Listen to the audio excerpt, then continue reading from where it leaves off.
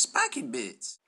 Hey guys, MBG here with a look at one of the larger kits from Forge World. This is the Legion Glaive, or just Glaive for short, super heavy tank from the Horse Heresy era, but it's also a relic now with the advent of the Space Marine, was it Legion Astaris, War Machines, Imperial Armor 2. So you can actually field this in a normal Space Marine army, or in my case, it counts as Chaos Army for Space Marines, because I will not paint those loyalist scum. So I'm painting this. I'm going to be working on this and painting it up for the Iron Warriors, and just adding it to my army along with my Sikaran tanks, and just kind of having some fun in Apocalypse with it. It's a rather large kit, as you can tell. I mean, I had to zoom out on the camera here, and you can kind of tell from my ridiculously big hand there that it's a rather larger kit.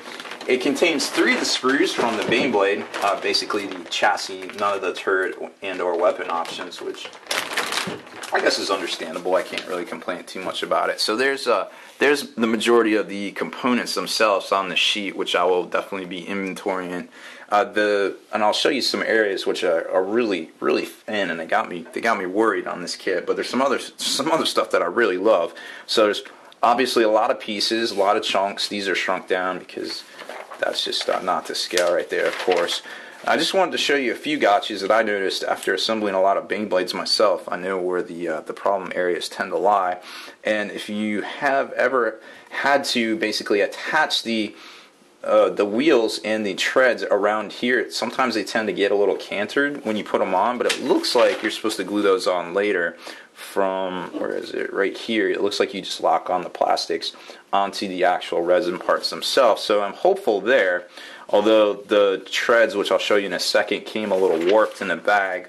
Nothing that a little heat can't fix, but when you want something perfectly flat to form the foundation for the rest of your tank, it could be a little worrisome that they're so warped. So you definitely got to get that right and build you a good foundation from the ground up. There's the Volkite Cannonade, which shoots a straight line beam weapon, which is super effective against troops and armor as well. It's just one of the reasons I purchased this tank, and there it is in all its glory.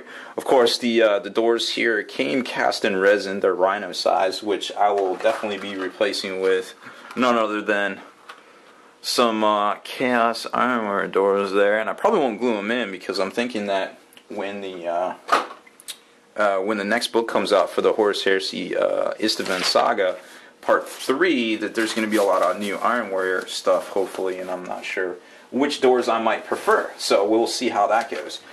So the first piece I pulled out of the bag definitely was the most inspiring.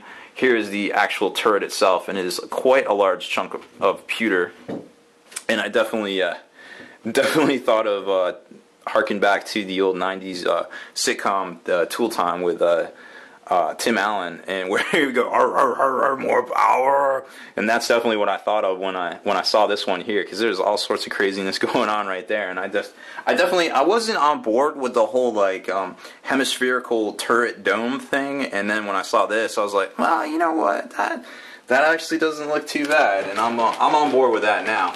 Here's the left and right chassis pieces, which got me a little worried because they're super thin up here where I guess they mount to the actual hull, the top hull plate. And I'm just a little worried, and I'm going to have to watch how I put these back in the bag because that is some thin resin right there, and I definitely don't want any mishaps from that. Then we've got, that was all the loose pieces here. Oh, no, of course, the top of the hull itself, which the turret locks into. Once I get that all trimmed up, hopefully I do not destroy any clippers in the process itself, because that is quite a large chunk of pewter. Any way you slice it. So let's get these out of the way carefully in order to not cause any mishaps there. I'm going to leave the turret itself handy because I want to show you with the main weapon when I pull that out. So here's a few more pieces, and there's about 4 bags of actual resin parts in here.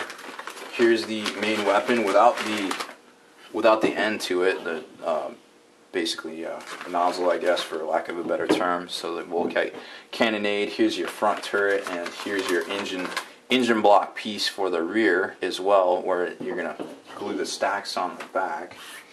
So those are those pieces, and then here's your turret, and that just kind of gives you an idea of what kind of scale we're looking at. You know, up there with a Baneblade, of course. This being the Legion version of it, which was recalled for a lot of the.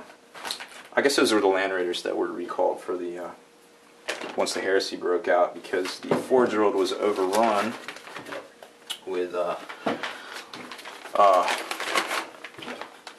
followers of the Dark Gods. So there's that bag, and then we've got a whole nother plethora of pieces here. Some more smaller pieces that got me a little worried of these the armor platings that go along the side where you put the quad, and then here's one that busted off already, where you put the quad las cannons. I didn't know it came with these crew, which was really cool. There's a couple of those guys in here, and here's just a bunch of power feeds and things like that for the side spawns and the quad las cannons. Here's the nozzle for the main weapon, the Volkite. Here's the sensor that locks onto that, and there is the smokestacks and some turret hatches. I actually don't know what these parts are here, but I'm sure I'll figure it out when I get to it, and inventory all the pieces before I get started. That's the first rule of Forge World. Always inventory your pieces before you get started, because you do not want to be mid-project and be missing something and have to call them and wait for a replacement. So that's step one, definitely. Now these got me a little worried. They're a little thin, but you know, we'll do what we can and try to make that work. Something else I noticed about this tank was that you can exchange the quad las cannon sponsons for a laser destroyer sponson, which I haven't seen the bits for yet. And the only other laser destroyer that I could think of was the stuff that comes on the Cerberus, the huge Spartan tank that the transport capacity is normally 20 Marines, and on the Sicarian Venerator version that just came out, that also has a single laser destroyer. Now the Warhounds mount turbo laser destroyers, which are twin-link turbo laser destroyers. So I'm not exactly sure if that's going to be something you have to scratch build, or something that's going to come out on another kit, and hopefully they offer it as, you know, bits or something like that, or an upgrade pack, because I'd definitely be interested in that if that came down the pike, because laser destroyers seem a little bit better than the las cannons to me. Here's that piece that you're going to put around the front of the treads to lock those and kind of set the stage, or basically to direct the treads themselves. And here's a couple of these. Normally I thought were in plastic. I guess they didn't come on the 3 sprues I got that comes with the kit. So here's 2 of those and 2 of those axles there to kind of guide your treads into place. So that's really cool to see. This is actually pretty hard to do on the plastic version, so I'm kind of stoked that that's one less thing I got to worry about on this kit. These of course are your standard pattern treads that are found also on the fell blade itself. I don't think they're the same ones that come on the Spartan tank, but I have not seen one of those unpainted yet, I guess, is what I'm looking to say there. Here's the next bag, which features the quad las cannons, along with the doors and some of the weapon cowlings and things like that. Here's your sponson harnesses. Here's the other 2 pieces on the front that those wheels actually... Oh no, these actually lock on to the insides, which sometimes on the plastic versions tend to canter a bit and are not fun. Here's your twin-linked heavy bolters that go in the front. You're not supposed to glue those down because they're supposed to have range of motion.